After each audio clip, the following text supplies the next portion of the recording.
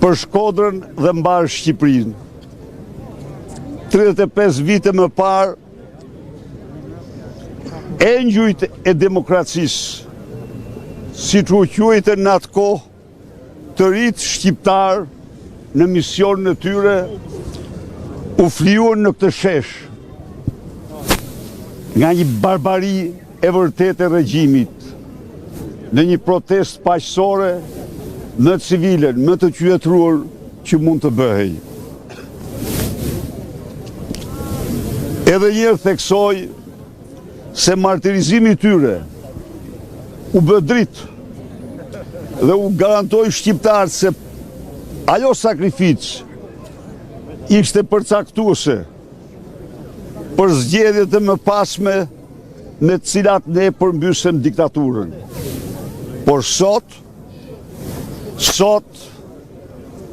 nderimi i tyre më i mirë është të përmbushim misionin e rikthimit të votës lirë të shqiptarëve. Sot kemi një armik të egër, të shumë fish të shqiptarëve, një armik të votës lirë, një armik të qenjes tyre kombëtare, një armik të pasurive të tyre. Sot çdo shqiptar ka një motiv shumë të fuqishëm të ngrihet për përmbysjen e tij. Partia Demokratike është e vendosur të vazhdojë këtë betejë gjën përmbushjen e misionit saj. Faleminderit. Sa të tjera do duhet presin shqiptarët për ta rrëzuar. Në 17 prill ju keni lajmëruar tjetrën, por duket se Rama nuk bën hapa pas, përtej asaj çfarë ju keni deklaruar në këtë protesta. Kryengritja paqësore nuk është një ndeshje futbolli që përfundon brenda një afati. Të gjithë do donim të ishte atill, po që në momentin që thuhet kryengritje paqësore, vetë kuptohet që ajo është një lëvizje e qëndrueshme dhe vazhdon gjën realizim në qëllimeve. A duhet ndruar strategjia, zoti? Pra, një minutë, se duhet bëj transparencë para jush. Ju mund të thoni, ju mund të thoni se çfarë bën këto protesta? Këto protesta e vërteta është mbrojtën në një moment kritik nderin dhe dinjitetin e çdo shqiptari. Mjafton të rikujtoj këtu se ka shqiptarofob të paguar nga Edi Rama, të cilët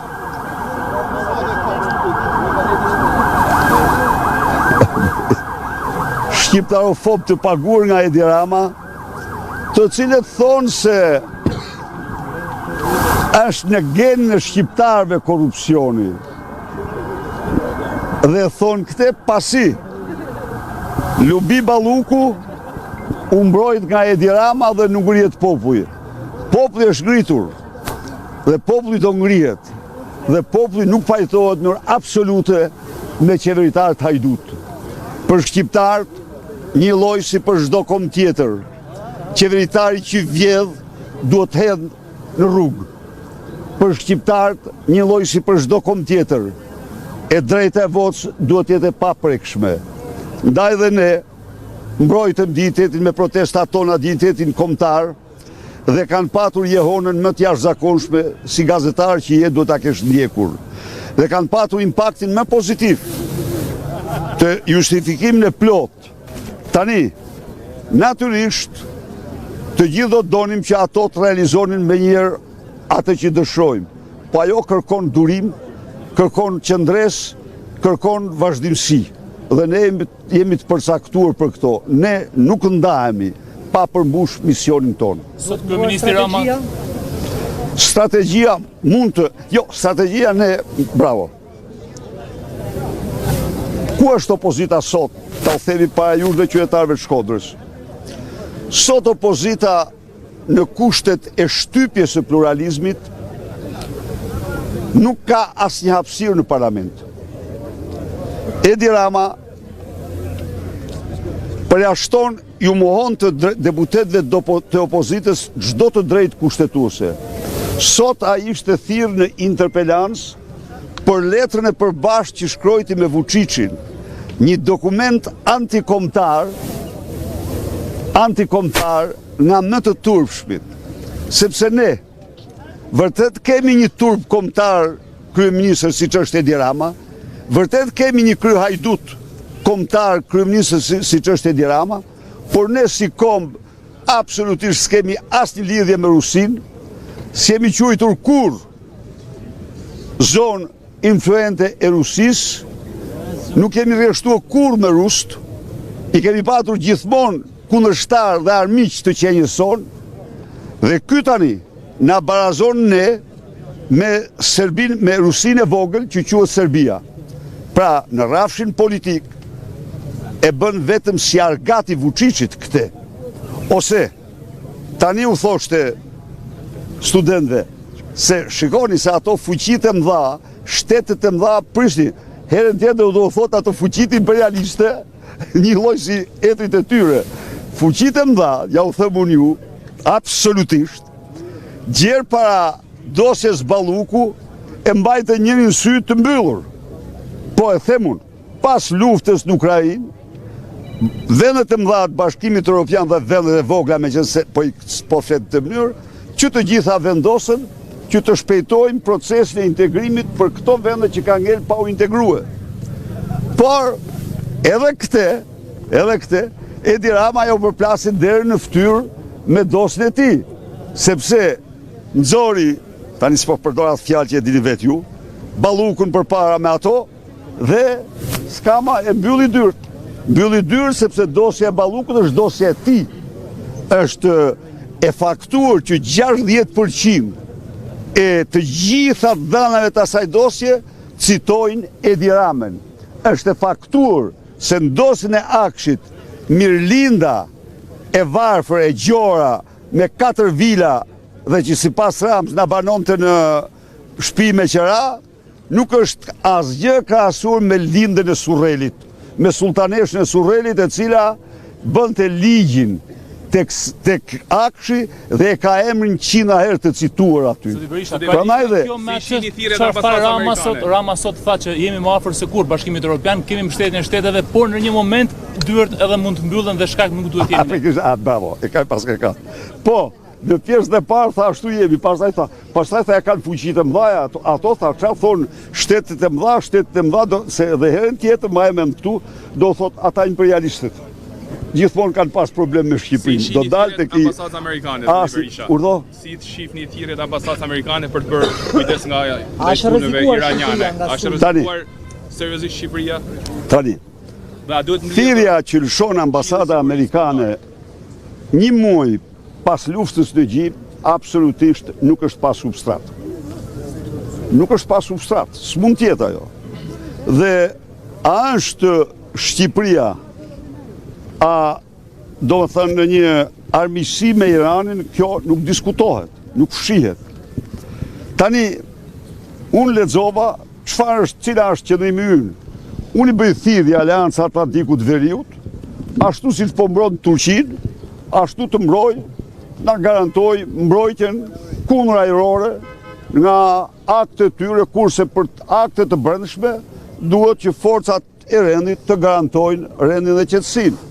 Këtu është gjëja më e domosdoshme.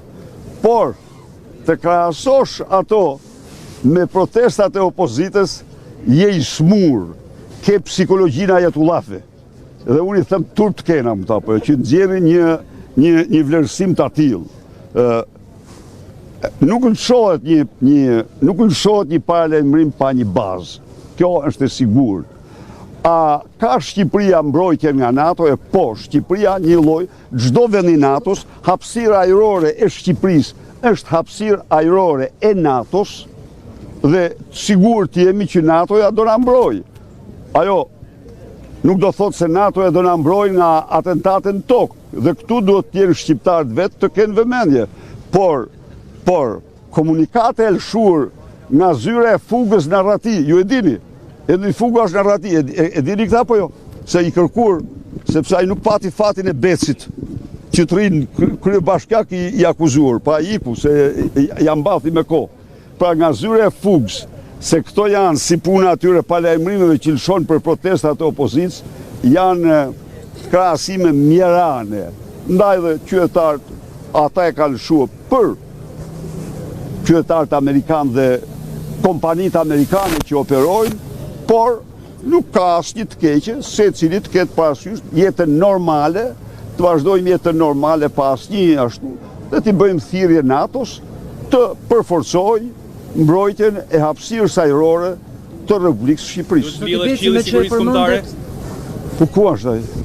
Po pse Harami është në Këshill Haramit mblidhet? Haram Begaj. Çka të bëjmë me sigurinë ai? Po lërë mos bësh shaka. Zoti Berisha, me qënë se përmendet zotin Beci, ju a kanë faturuar jo pak që e keni patur mbi 10 vite bashkëpunëtor tuaj në drejtimin e fondit shqiptar dhe madje në fushat zoti Rama jo pak herë ka përmendur si një demokrat, siç po e shohim kohët e fundit dhe shumë të tjerë po e merr në xhirin e tij. Tani po më pyete për demokratet, unë të përgjigjem. Po më pyete për ata që jipen me qera, unë s'kam punë me ta. Ata qofshin. E ke dhënë me qira? Ata i japin veten me qera. E japin veten me qera dhe dalën e bërtasin. Tan hajdudet i Po ata janë bravo. Ajo unë nuk them që s'ka qenë, ai ka qenë, por problemi është se ai është kap me përsh në dorë, kap duke vjedh dhe rrin drejton bashkinë. Po pse drejton bashkinë? Se Rama ka vjedh 10 herë më shumë, e me radhë me 100 herë më shumë. Pra këto janë një hajdut në zinxhir të cilët po e shtrojnë vjedhjen në legjitimitet edhe kur dalin dokumentat dhe çdo gjë. Socialistët e Shkodrës kanë vendosur objektiv për zgjedhjet e ardhshme fitimin e 5 bashkive. Po do i patjetër kush? Socialistët. Çfarë flet më pa? Socialistët e Shkodrës do t'i shohin me dylbi. Do i shohin me dylbi. Diçka të fundit, apo ju dëmtojmë për plasjet e brendshme në këtë betejë përballë Edi Ramës. Ne kemi parë që demokratët e disa bashkive kanë protestuar në Selimblu dhe me sa duket më shumë po rrezoni brenda vetes. Absolutisht asnjë bashkie, dhe të themi gjë unë ty, vetëm sa na forcojnë. Pra ne jemi në një fushat të hapur antarësimesh dhe do mbetemi kësaj. Por dhe përjashtime. Prit një minutë, po, do të viun aty. Do mbetemi kësaj. Por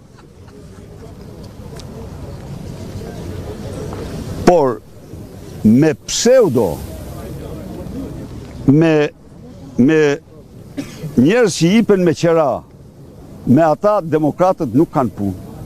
Tani, të themu ty, tjetra e respektuar shkon dhe bëhet krahu i djathtit dhe butetit Tom Doshit. E more veshti? Kush? Ajo e Elbasanit. Me te shifja statusin. Dhe pastaj thot janë demokrate. Po tomat pak dhe shmendeshëm nuk thot janë demokrate. Jam socialist dhe mori fundam, pa mërësisht se është parelisë, është socialista demokratë, është mafioz absolutisht, po mos e diskutoni punën e tij, se ashtu është. Pra, këta nuk kanë gjë me demokracinë. Këta përkundrazi janë një kohë kur shifti këtu me qindra njerëz që sakrifikojnë, që të them një gjë, më thot një ditë një student, doktor thot, unë thot, pavarësisht se mi kërcënojnë prindrit e mi, unë flas dhe dal kundra qeverisë. Po noi shoku imi nuk e bën këtë, sepse ka hallin e prindve dhe ka frikën se ja largojnë. Pra, demokratët nuk mund të jipen me qera, nuk mund të shërbejnë partisë krimit, dhe absolutisht është tradhti ndaj interesave dhe idealeve demokratike të qytetarëve, çdo tolerancë e bashkëpunimit të fshehtë apo të hapur me pushtetin e krimit. Kaq. Faleminderit.